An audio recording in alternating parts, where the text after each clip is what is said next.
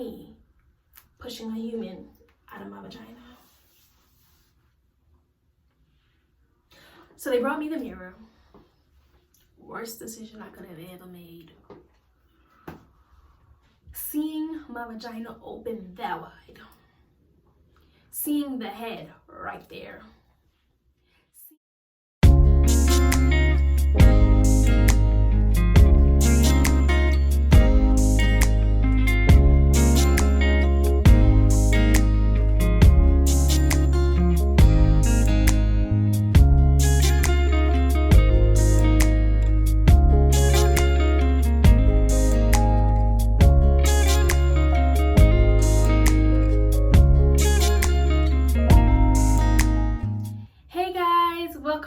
Welcome back to my channel. If you're new here, thank you for clicking on this video. You should also go and check out my other 3 videos that I uploaded. The links will be in the description box below.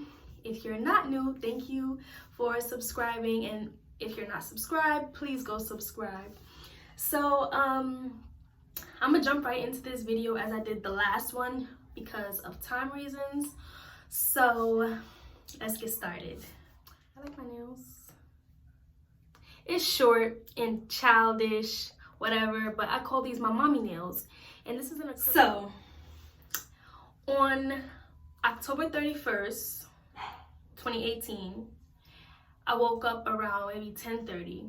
Around 11 a.m., I went to use the bathroom and I saw like blood.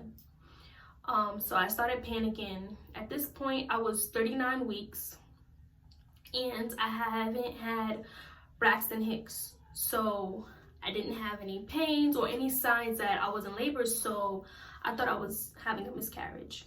So I called my mom and she was panicking as well, so she told me to send her a picture of it. And I sent her a picture and she was just like, that's your mucus plug. So she told me to make sure that I had my daughter's baby bag packed because, you know, I could deliver anytime soon. But my aunt, her mucus plug had dropped out like 2 weeks before she had her son.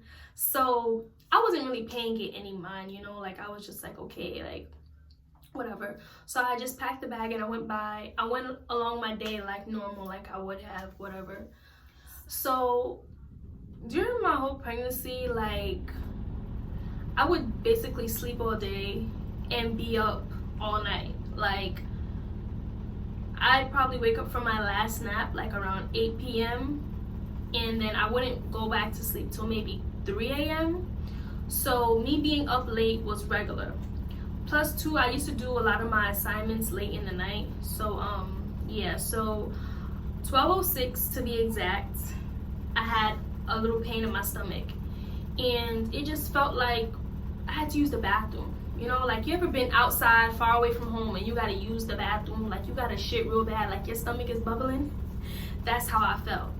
And so I ran to the bathroom and I'm on the toilet and I'm trying to push and nothing's coming out. I'm like, okay, I'm probably constipated. So I'm thinking like, what did I eat throughout the day that clearly the baby didn't like, or, you know, just didn't agree with my stomach? And I really couldn't figure it out. So I left it alone, whatever, got off the toilet. So like, every time anything out of the ordinary happened, I would write it down because I was home by myself a lot throughout my pregnancy, and every time I would go to another appointment and they would ask me anything new, is this happening, I wanted to be able to answer those kind of questions, so I would write down everything. So at 1:54 I had another pain, and at this time it's November 1st, 1:54 in the morning, right? So I had another pain, same thing, ran to the toilet, whatever. Nothing came out okay. I'm like, okay, cool, I'm constipated, whatever the case may be. So I just wrap up everything that I'm doing, cut off my laptop, whatever, I'm just watching a movie till I fall asleep.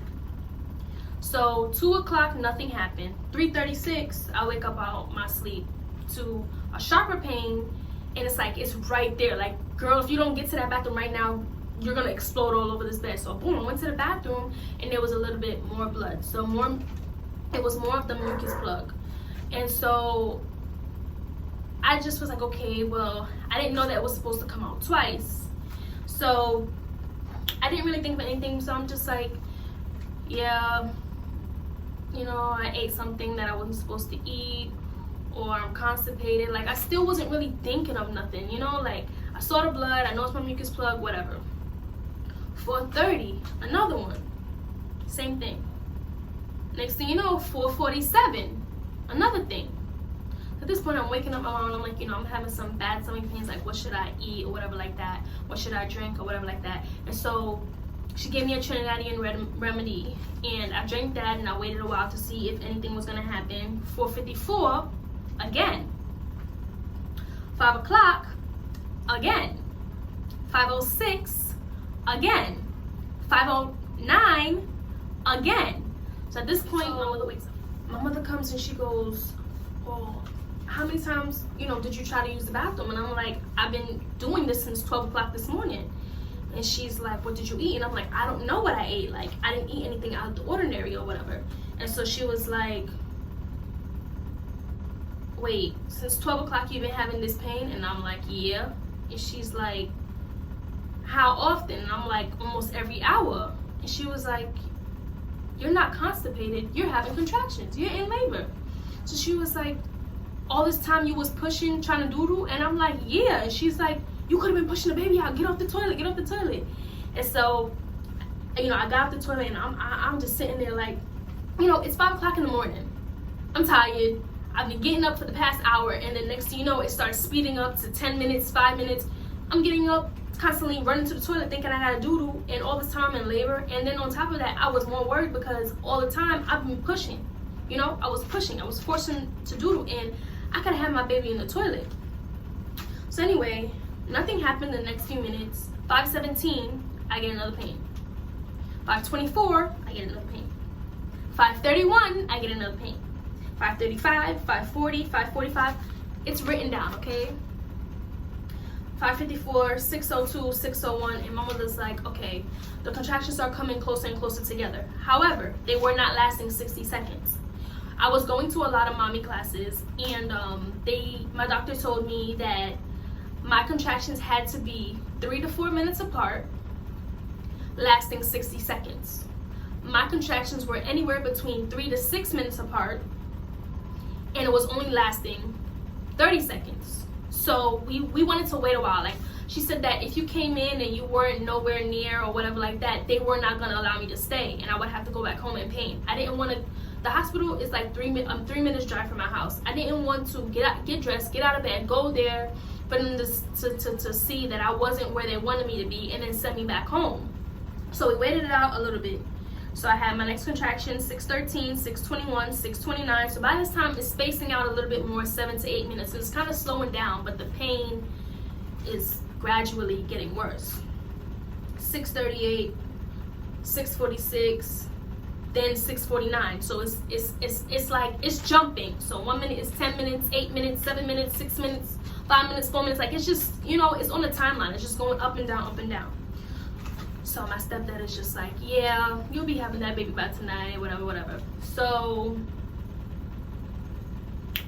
it's 7 o'clock. I had a contraction at 7:02, and at this point, I'm leaning over in the bed. Like, I just can't stand up or can't anymore, you know. Like, at this point, I'm leaning over and holding on to my stomach, and I'm in a lot of pain. And my mother's like, you know what, I'm not gonna go to work today because, you know, this doesn't look good, so we're gonna go to the hospital. Because originally my mom was gonna go to work, and, you know, when I really couldn't take it, then she would come home and we would go to the hospital or whatever. But, you know, like, I'm grown. I didn't want my mother to lose out on money, because, you know, I was having pains or whatever, and I wasn't too sure, you know, if the hospital was gonna keep me or what.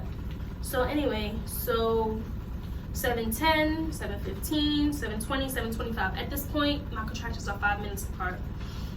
So we go to the hospital, whatever, and we're in the emergency room for labor and delivery, and they're watching me having my contractions, but they're telling me that there's no space upstairs. There's no wheelchair to take me upstairs, and there's no bed space upstairs in the labor and delivery.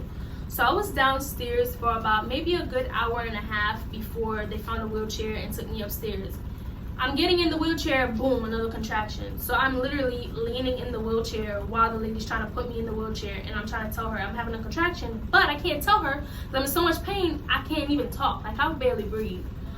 So we get upstairs now, and I get into the bed and everything, and they put this stuff on my stomach and everything. They're checking on the baby, and you know, every time I have a contraction, they're looking at the monitors and they're like, you know, you're in active labor and stuff like that, but your contractions are not lasting as long as they need to or whatever. But because your contractions are so close together, we cannot send you home. So they kept me or whatever, and they were monitoring me, and I knew that every 4 minutes at this point, my contractions was gonna come. So I knew that whatever I was doing, when it hit 4 minutes, just stop talking. You know, like I would just completely freeze and just stop talking. So then they're checking me for dilation, and I'm only 2 centimeters. Yes, I said it. 2. No, that's 4. 2. Okay, 2 centimeters. After being in labor, at this point it's probably like 9-10 o'clock. After being in labor for 9 to 10 hours,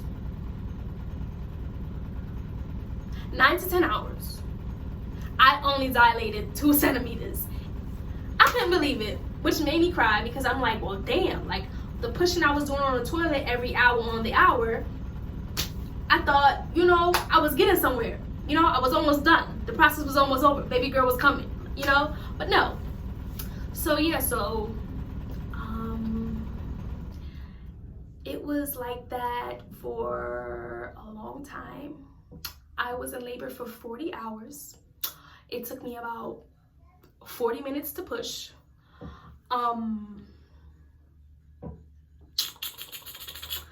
Yeah, like my daughter was born around 4 p.m., like 4:04 or something.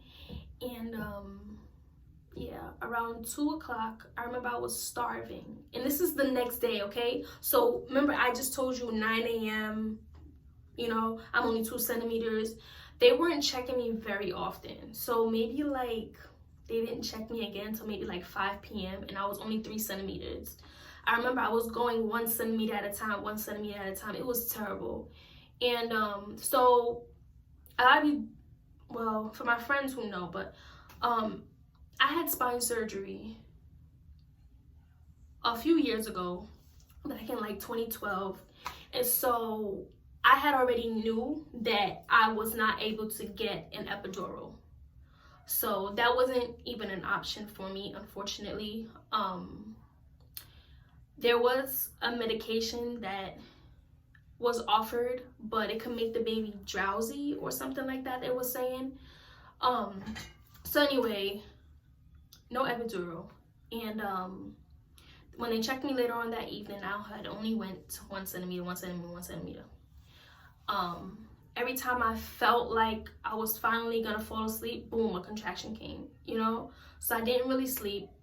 Next thing you know, it's around 2 o'clock in the afternoon, and the doctor comes and checking me, and finally, you're 10 centimeters. And I'm like, thank God, let's get this baby out of here. Because, you know, every time they come in checking me, I'm 1 centimeter, I've only moved up, opened up 1 centimeter, 1 centimeter, 1 centimeter. So finally, they're like, okay, boom, 10 centimeters, let's call your doctor.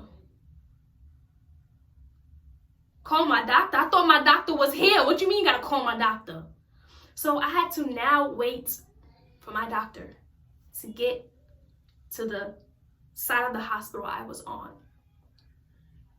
If they had told me this from before, I would have never got so excited and been like, take the baby out. You know, let's get this baby out. I would have never done that.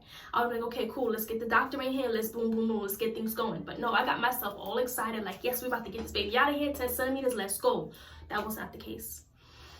My doctor took about an hour and a half to come. So, yeah.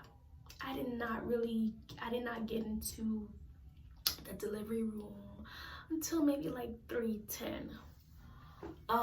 Yeah, so finally pushing, she tells me every time you're having a contraction, you need to push. So as she's saying that, I'm getting a contraction. So I'm like, I'm getting a contraction. So I'm pushing. The first time I pushed wrong. So she was trying to like help me with my back and show me, but with the spine surgery, there's rods in my back to keep my spine straight. So all the bending and I was more in pain with my back than I was with the contraction because of the position that they kept having me go in. And every time I had a contraction, when I was back in the other room, I had a ball, and I would sit on the ball, and I would lean on the ball, and I would sit on the ball, and I would lean on the bed, and I would just chill out, and I would lean on the bed, and I would just let the contraction take its course, and I'll lean on the bed, and I'll just woosa, woosa, woosa. So that's what I wanted to do. So I wanted to be in a stand-up position, but squatting, like how you do squats. That's how I wanted to give birth. That's how I imagined myself giving birth. And when I asked them for that, they was like, no, like we're too far into pushing that if you switch positions now, you might hurt her or push her back up. Like push her back up a little bit and whatever. And if her head is in this canal area too long, like she can suffocate. So basically I had to be very uncomfortable, you know, with my back when I was pushing, but it was worth it. So anyway,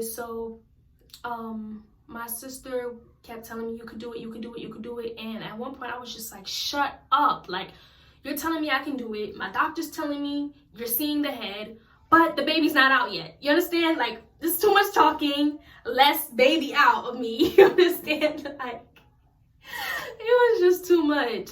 And so I'm like, you know, you guys keep telling me that you're seeing her head, and I'm almost there, one more push, and she's still not out of me. I need a mirror. So they went and they got me a long body mirror and brought it for me. Who told me to ask for a mirror to see little old me push a whole human being out of my body? Well, Lord have mercy, the mirror scared me even more. When I actually seen how wide my vagina was opened and how basically spread out the clitoris area was, like didn't even look like a clitoris.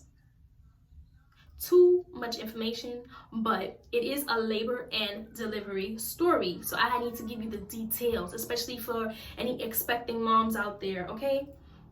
Yeah.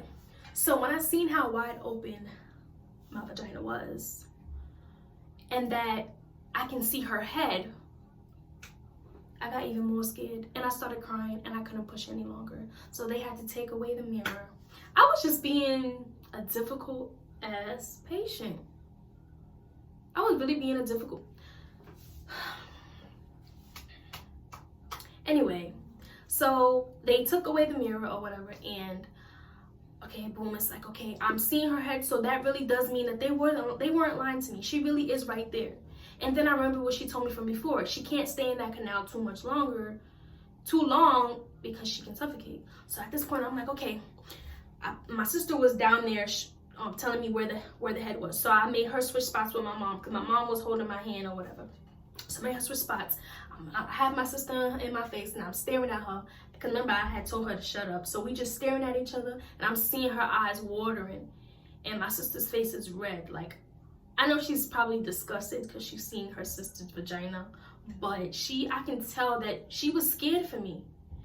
You know, she was grieving for me. Like, she wanted to cry seeing me in pain like that, you know. And I'm looking at her and I'm laughing and I'm like, she's almost here, like the baby's almost here. And she's like, I know. So I'm like, Mom, I'm about to have a contraction. So what's that? She's like, okay, push when you have the contraction. So boom, I'm pushing. And I felt a little rip and boom, the head came out. And I'm like, they're like, okay, one more push and the baby's out. One more pushing. I felt the shoulders and the feet and everything come out of my vagina. I heard her cry. I let out a long sigh. I was like, like, you know, it was like you was holding in a shit and having a menstrual cramp at the same time. And you finally let go of the shit. So it was like a relief, like no more pressure. Like, it just was like, oh, like a woosah. And I was like, did I tear? Did I tear? And they was like, yeah, I had a 2nd-degree tear. So while they were stitching me up, they were dealing with her. And basically, the hospital that I went to, they do not take the baby out of your sight. So they were dealing with her, giving her shots or whatever, and I asked my mom to go over there and take a picture of her, you know, since they were taking so long. And when the picture came back to me, I was just like, wow, that's a whole ass human. Like, you know, like, that's a whole human that I pushed out after being in labor for 40 hours. So at this point, you know, I'm really tired, and they came and they brought her to me, swallowed up, and they said, you want to hold her, or you want your family to hold her? And I was like, you know, you could give her to my family. I didn't want to drop her. Like, I was out of it. You know, my back was on fire from being in that position. My vagina was stitched up, you know. So by the time my sister really got a chance to look at Shayla, I said, yeah, so can I have her now? So I held her and I just looked at her and I started crying. I was like, why are you crying? I was like, I have a baby. Like, I just had a baby, like a human baby. Like, I, a human myself, carried a human in my stomach for 39 weeks and just pushed that same human out of my vagina. I had a baby, and I just cried. And after running some blood tests and everything, they found out that she did have a possibility of having a disease. So it's called jaundice. And I don't really know too much about jaundice, but it's basically, they said that basically it's rare. Well, you know, as the years go by, it's less rare, but it used to be a rare disease. They don't really have a reason as to why it comes up, but for the fact that me and her father have 2 different blood types, that's probably why she was at risk of jaundice. So they had to put her under lights.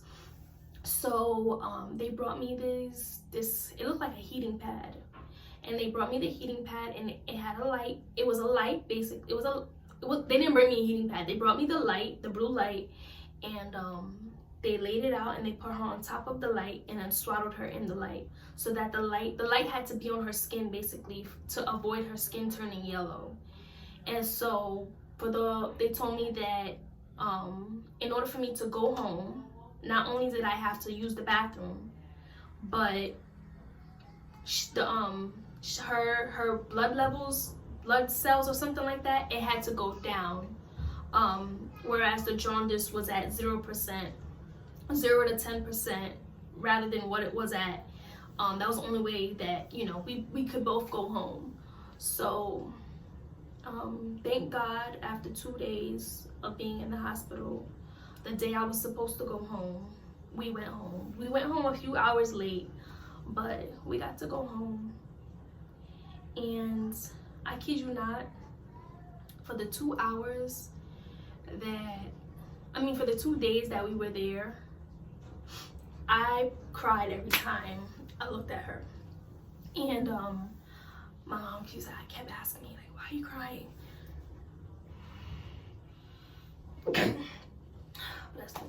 Why are you crying? And I'm just like, I don't want to see her like this, you know? Like, I thought I had a healthy baby. Like, you know, she is healthy and blah, blah. But, you know, I was just sad that, you know, she had to be like that. And I didn't know if it was uncomfortable or whatever, you know?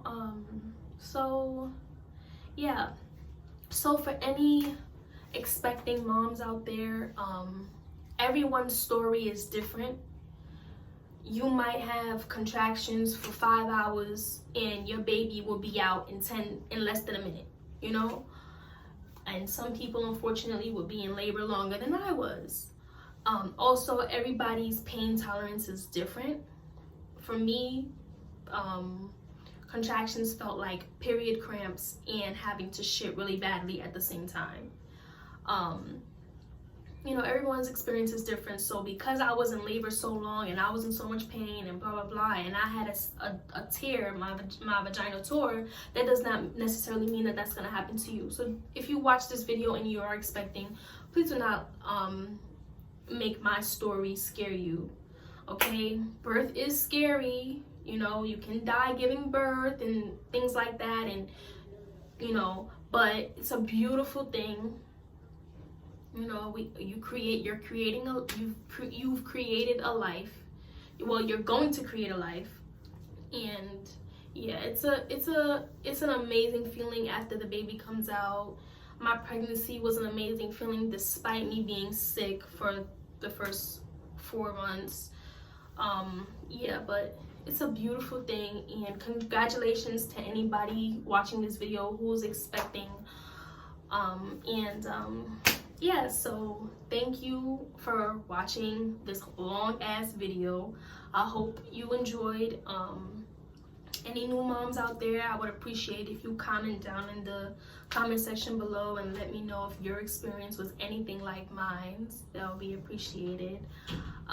Also, like, subscribe, share, tell a friend to tell a friend. Tune into my next video. I don't know what it's gonna be, but I'm gonna put up a next video, but I'm gonna figure it out just now. Bye.